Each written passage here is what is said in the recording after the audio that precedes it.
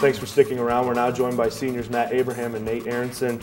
Nate, you returned as the top pitcher from the CCIW champs last season, returning for your senior year. What's the mindset kind of from the offseason coming into this year? Was it one of the things where you find yourself focusing on the great season you guys had, or was it more of kind of the bitter end to the way things ended in the regional last year? Well, it was tough the way the year ended last year, but I think that it just made me want to improve on that and, come back and, do even better than last year and just kind of build on that great year that we had. So it's one of those things where maybe kind of using both things where maybe the bitter end is a little bit of fuel, but gives you kind of an incentive to improve? Yeah, exactly. I mean, the great year that we had, it's a great job, but you kind of have to, it's in the past. Just kind of, you got to move forward from that. And you've had a little bit of tough luck in your first couple starts as a pitcher. How do you work at kind of keeping that short-term memory, thinking don't worry about the last outing, don't worry about last inning? Is it one of those things where you're almost like kind of a cornerback in football where you're just only on the next play ahead, you're keeping focus? Yeah, it's tough sometimes. The way that, I've started a couple of these first, games, but just try to, stay positive, keep moving forward.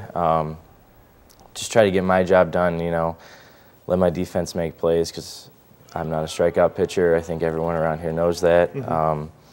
So I just kind of try to let the defense play.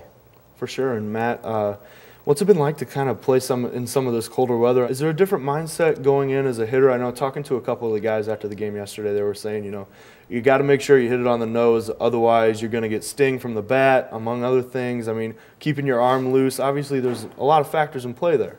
Yeah, I mean, in between innings, we're constantly having to, obviously sprint real hard to our positions and stay warm and then keep throwing in between innings. And then when it comes to our bats, yeah, when you miss the sweet spot, it definitely vibrates pretty good and you get a stinger right away. But as long as we take good approaches and good swings, then it's not bad. A lot of people square up the ball in the lineup, so it hasn't been too big of a problem. Coach, these are two seniors that, on a very veteran team, 21 juniors and seniors. What's it like to have so many experienced players on a roster that is so large? It's really comforting. It really makes our job a lot easier as far as in-game management, what we're trying to do. We don't necessarily have to have our eyes everywhere. It's nice to know that when maybe a young kid comes in after a tough at-bat, Matt will go up to him and be like, hey, here's a different approach. Here's something we're going to think about with that curveball or in that sort of count, something like that. Nate, the same way with our pitching staff.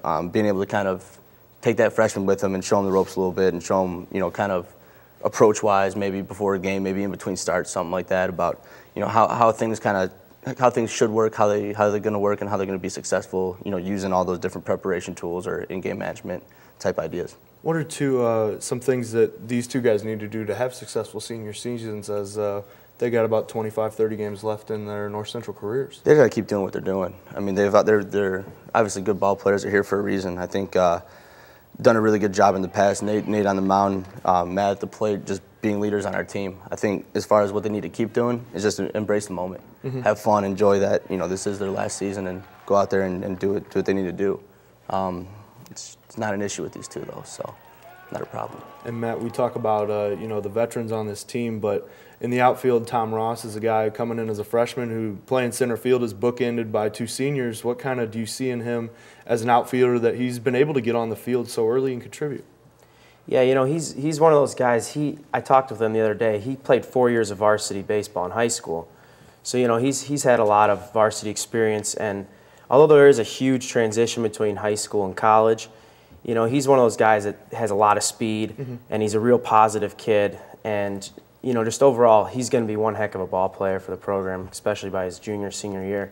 And yeah, he's made a good contribution already to the team. And by having Dan in left, me in right, we kind of, point out some things to him and, help him progress as we keep going here. And, you can correct me if I'm wrong here, but it seems like whenever I've seen this team, together, be it last year on the field, this year as well, it seems like this group of guys really gets along well. I know it's a big group, but you guys seem to be pretty close-knit. Team chemistry, a cliche that's thrown around quite a bit, but it seems like baseball, it does seem to have a factor. How much of a role has that played for you guys, parlaying last year's success into trying to make this year a special season as well? I mean, it's everything really.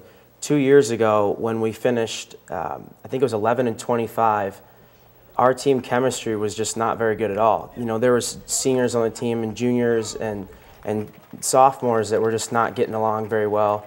And then last year, the team chemistry was phenomenal. Everyone got along great.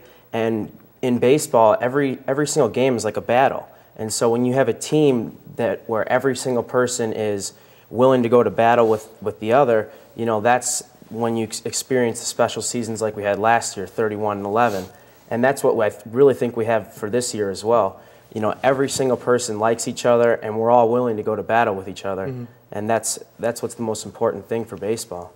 And Nate, you're a guy that took a shaving cream pie in the face at one time last year. Is that kind of an example of that between kind of the pitchers and how this team dynamic has really kind of been built over the last year and a half or so? Yeah, I think so. I mean, you just know that, you know, I didn't even get a win in that game, and it was still just because it would have been funny, you know, and it was a senior last year. It wasn't even a pitcher. Dan Cladis, I remember. He's like, man, I had this waiting for me for, you know, 2 weeks and before I got the chance to do it, and it's just fun stuff like that that, you know, really helps teams come together and play well, I guess. Definitely, and we've talked about, you know, transitioning to CCIW play. For you as a pitcher, you know, a lot of these clubs you're familiar with being a senior. When, you know, things start out on Saturday, the weekend series start to, you know, kind of roll over one of another. How does things change from a guy on the mound's perspective once we move into conference play?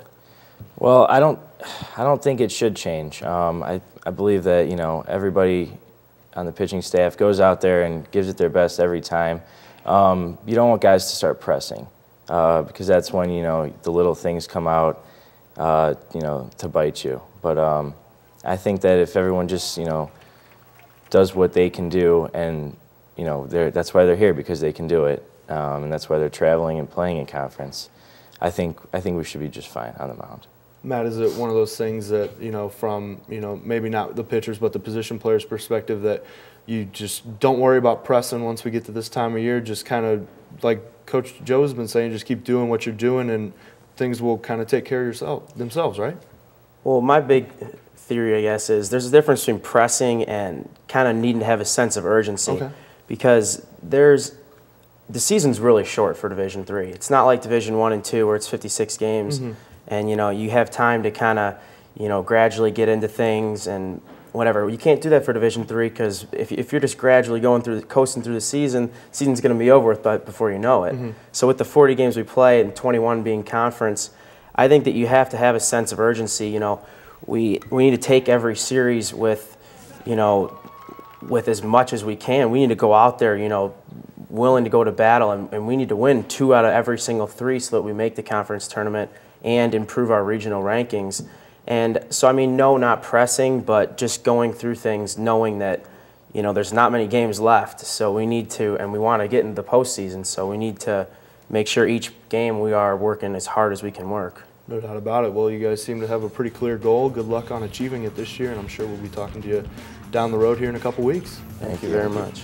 Well, that's all the time we have for the Cardinal Boys of Spring, but stay tuned because we've got more North Central news and notes with Clark Tusher after the break.